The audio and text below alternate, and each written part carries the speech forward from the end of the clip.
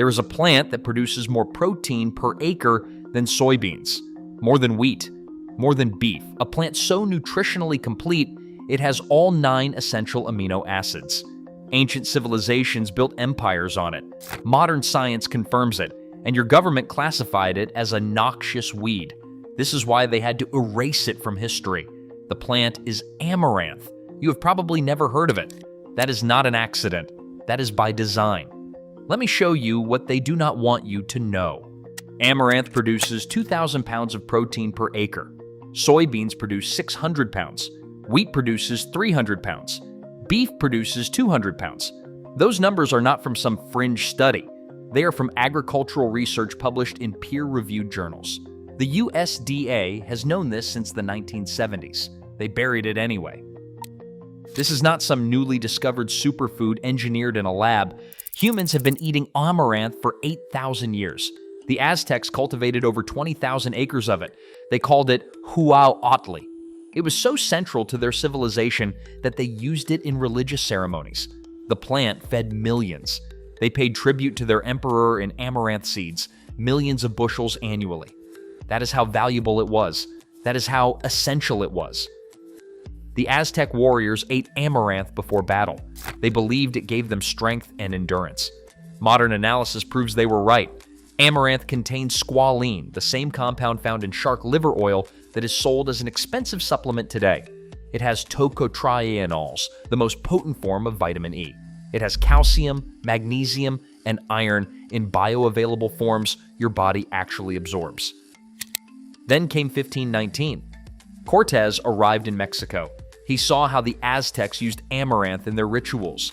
They mixed it with honey and human blood to create ceremonial figures. He declared it blasphemous, pagan, an affront to Christianity. And he did something that should chill you to your core.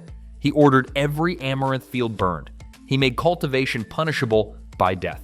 Hands were cut off for possessing seeds. Entire families were executed for hiding amaranth. Think about that. Not because amaranth was poisonous, not because it was dangerous, because it was powerful, because it sustained a civilization that resisted conquest, because destroying their food supply was a weapon of war. The Spanish tried to eradicate it completely. They replaced amaranth fields with wheat and barley. These were European crops that required European agricultural methods. Those crops made the indigenous population dependent on Spanish knowledge and Spanish seeds. But they failed. The plant survived in remote mountain villages. Indigenous peoples kept it alive for 500 years, while the rest of the world forgot it existed. Fast forward to 1975. The National Academy of Sciences releases a report. They are looking for solutions to global malnutrition. Population is exploding and traditional crops are struggling with climate stress. They test amaranth. The results shock them. This forgotten plant outperforms every major crop they measure it against. Protein content, 14 to 18% compared to wheat's 12 to 14%. But it is not just quantity, it is quality. Amaranth has lysine levels twice that of wheat. Lysine is the limiting amino acid in most grains, the one you have to supplement, but not in amaranth. It has methionine levels that rival meat. The protein digestibility score is 0.9 on a scale where 1.0 is perfect. Eggs score 0.97. Amaranth beats soybeans, which score 0.78. It beats every other grain on Earth. The researchers are excited. They say this plant could solve world hunger. Articles appear in scientific journals. The New York Times runs features.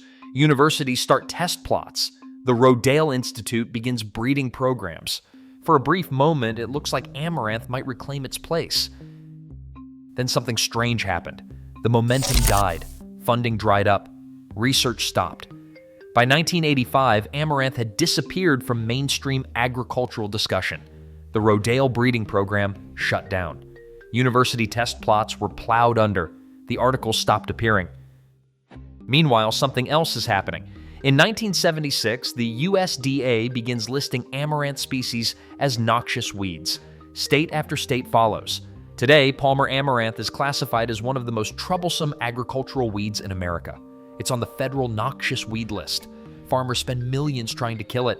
Agricultural extension offices distribute pamphlets on amaranth eradication. Universities that once researched it for food now research it for destruction. Let that sink in. The same plant that sustained the Aztec Empire, the same plant that outproduces soybeans, the same plant that could grow on marginal land without synthetic fertilizers, the same plant that the National Academy of Sciences called a solution to global hunger, classified as a pest, targeted for elimination. You want to know why? Follow the money. The global soy market is worth $150 billion annually. Wheat, $200 billion. Synthetic fertilizers, $175 billion. Herbicides, $35 billion. These industries require dependency. They require patents, they require chemicals, they require control over the seed supply. They require farmers to buy from them every single season. Amaranth requires none of that. It's self-pollinating. It grows in drought conditions. It thrives in poor soil. It doesn't need nitrogen fertilizers because it's naturally nitrogen efficient. One plant produces up to 100,000 seeds. Think about that number. One plant. 100,000 seeds. Seeds that remain viable for decades. Seeds that farmers could save and replant without paying anyone. Ever. You cannot patent a plant that's been cultivated for 8,000 years. You cannot force farmers to buy new seeds every year. You cannot sell them the chemicals to make it grow. You cannot create dependency when the plant is more independent than the crops you're selling. Amaranth is too autonomous, too resilient, too free. That's precisely why it had to be suppressed. But here's where it gets even more revealing. During World War II, the US government distributed amaranth seeds. Food shortages meant they needed every possible food source. Victory gardens across America grew amaranth. The government encouraged it. The USDA published pamphlets explaining how to cook it, how to harvest it, how to save seeds for next year. Rationing made nutritional efficiency crucial. Amaranth delivered. The war ends. Food becomes abundant again. But something else happens. Chemical companies transition from making explosives to making fertilizers. Same nitrogen chemistry, different application. They need markets. They need crops that depend on their products. They need farmers who have to buy inputs every season. By 1950, amaranth vanishes from those same government pamphlets. By 1960, it's forgotten. By 1976, it's a weed. The transition is systematic, deliberate, complete. Not because amaranth failed, because amaranth succeeded too well. It succeeded without requiring the industrial agriculture complex that was being built. It succeeded without creating profit opportunities for chemical manufacturers. It succeeded in ways that threatened the emerging business model. Now cut to the present. NASA has been researching amaranth since the 1980s. They have spent millions on it. Why? Because they need crops that can grow in space, crops that are nutritionally complete, crops that are efficient with water and space, crops that can sustain astronauts for years. Amaranth checks every box. NASA has grown it on the International Space Station. NASA has included it in plans for missions to Mars. Think about that absurdity. NASA grows amaranth in space, while American farmers are prosecuted for letting it grow in their fields. The same government agency that classifies amaranth as a noxious weed funds research on it for space colonization. The same plant that is sprayed with poison in Iowa is cultivated in zero gravity as humanity's future. But NASA is not the only one who remembers. The plant never disappeared in parts of Latin America, Africa, and Asia. In Mexico, alegría, a candy made from popped amaranth seeds, is still sold on street corners. Tourists in Mexico City can buy it. In India, ragira is eaten during fasting periods. It is considered so pure that devout Hindus eat it when they abstain from other grains. In Peru, kiwicha is a traditional food sold in markets, cooked into porridge, and ground into flour. In Nepal, it is called latte. In Africa, it is called machicha. These cultures never forgot what the plant could do. They never stopped eating it. Western science is finally catching up. A 2017 study in the Journal of Agricultural and Food Chemistry confirmed amaranth contains lunasin, a peptide with anti-cancer properties. A 2019 study in food chemistry found amaranth protein reduced cholesterol by 30% in clinical trials. A 2021 study in the Journal of Nutritional Biochemistry showed it regulated blood sugar better than oats. A 2022 study demonstrated it reduced inflammation markers in patients with metabolic syndrome. The research exists. The evidence accumulates. Universities publish papers, scientists present findings, and still, in America, it is classified as a weed, still targeted for eradication, still absent from agricultural policy discussions. Here's what really gets me. Palmer amaranth, the species most aggressively targeted by herbicide manufacturers, has developed resistance to glyphosate. Farmers call it a superweed now. It is resistant to 6 different herbicide classes. Chemical companies are panicking. They are developing stronger poisons and spending billions on the problem. They are creating herbicide cocktails and petitioning the EPA for emergency exemptions to spray chemicals that were previously banned. This is the problem they created. Palmer amaranth is not invasive because it is evil. It is invasive because it is incredibly good at being a plant. It is drought tolerant when corn is dying from heat stress. It is heat resistant when wheat is failing. It grows fast. It produces massive amounts of seed. All the qualities that made it valuable to the Aztecs make it threatening to chemical agriculture. All the resilience that could feed people makes it an enemy to an industry that profits from fragility. Monsanto's solution is more herbicides. Dicamba. 2,4-D. Stronger formulations that drift and damage neighboring crops. The EPA approves them. Farmers spray them. The amaranth develops resistance again. The cycle continues. Billions are spent. And nobody asks the obvious question. What if we stopped fighting it and started eating it? The grain isn't just edible, it's exceptional. Protein levels rival quinoa, another ancient seed that took decades to gain Western acceptance. But amaranth has advantages quinoa lacks. It grows at sea level. Quinoa needs high altitude. Amaranth tolerates heat that would kill quinoa. It produces higher yields, and it costs a fraction of the price in countries where it's still cultivated. In Mexico, you can buy a pound of amaranth for $2. Quinoa costs $8. You can pop amaranth seeds like popcorn. They puff up like tiny pieces of popcorn, nutty and crunchy. You can grind them into flour, mix it with wheat flour for bread. Use it alone for gluten-free baking. You can cook the leaves like spinach. They have more iron than spinach, more calcium than milk, more vitamin C than oranges. The entire plant is edible. The entire plant is nutritious, and we spend millions trying to kill it. That's not agriculture. That's erasure. Systematic, deliberate erasure. The same institutions that classified amaranth as a weed took another action you should know about. They have restricted seed distribution. Try ordering Palmer amaranth seeds for cultivation. In most states, it is prohibited. Not for consumption, that is still technically legal. But for cultivation, access has been made difficult on purpose. You can buy quinoa seeds, you can buy chia seeds, but amaranth, restricted, controlled, limited. Meanwhile, those same institutions subsidize corn and soy to the tune of billions annually. Corn that requires massive amounts of water. Soy that requires deforestation in South America. Both crops that require synthetic inputs to achieve their yields. Both crops that benefit the chemical industry. Both crops that keep farmers dependent. Amaranth requires none of that support. It does not need subsidies, it does not need irrigation systems, it does not need fertilizer plants. That is exactly why it does not receive them.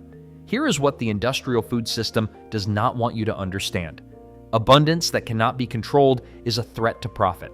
A plant that grows freely, spreads easily, and feeds people without requiring corporate intermediaries disrupts the entire model. The model requires scarcity. It requires dependency. It requires you to believe you need them. Amaranth proves you do not. And that is why, 500 years after Cortez, the suppression continues. Different methods, same goal. Keep people dependent. Keep them believing the only way to feed the world is through industrial agriculture. Keep them from remembering that humans fed themselves for millennia before chemical companies existed, before patents, before herbicides, before the Green Revolution that made farmers dependent on seeds they could not save. But here is the thing about truth. It is resilient, like amaranth itself. You can bury it. You can classify it as a nuisance. You can spray it with poison. It survives anyway. It adapts. It persists. The seeds are still here. In Mexico, in India, in Peru, in the wild fields of America where Palmer amaranth grows despite everything thrown at it. The knowledge is still here too, in indigenous communities who never forgot, in old books from before the suppression, in NASA research papers, in the scientific studies that keep confirming what ancient peoples already knew. You can find amaranth flower online now. Health food stores carry it. Small farmers are starting to grow it again. Seed companies are quietly offering varieties. The plant is making a comeback. Not because corporations decided to sell it, because people are remembering, because the truth is harder to kill than they thought. This is the pattern you need to recognize. When something natural, abundant, and independent gets classified as a problem, ask who benefits from that classification. When a food that sustained civilizations gets erased from history, ask who profits from the erasure. When the solution is always more chemicals, more control, more dependency, ask who is writing that solution. The amaranth story is not unique. It is a template. Hemp, dandelion, purslane. Countless plants that offer nutrition, medicine, or utility without requiring corporate mediation. Plants that got reclassified, regulated, restricted, demonized, all for the same reason. They are too free, too accessible, too independent. Your ancestors knew how to work with these plants. That knowledge was deliberately removed from mainstream culture and replaced with dependency on industrial systems. Systems that profit from your ignorance. Systems that require you to believe you cannot feed yourself without them. Amaranth is still here. Growing in ditches, appearing in gardens uninvited, producing thousands of seeds, waiting for someone to remember what it is, what it can do, what it represents. It represents abundance without permission, nutrition without patents, resilience without chemicals. That is why it is classified as a weed. That is why its history was erased. That is why you have never heard this story. Until now. Subscribe to this channel and hit the bell. Every view, every share helps spread knowledge they spent centuries trying to suppress. The algorithm buries content like this. We need your engagement to fight back, because this is not just about amaranth. It is about every piece of ancestral wisdom they want you to forget. Every natural solution they want you to replace with a product. The plant is still here. Still growing, still producing more protein per acre than their soybeans, still thriving without their chemicals, still offering everything they said you needed to buy from them. And now you know. Now you see the pattern. Now you understand why abundance gets labeled as a weed. Do not let them erase this knowledge again. The amaranth remembers what it is. Make sure you do too.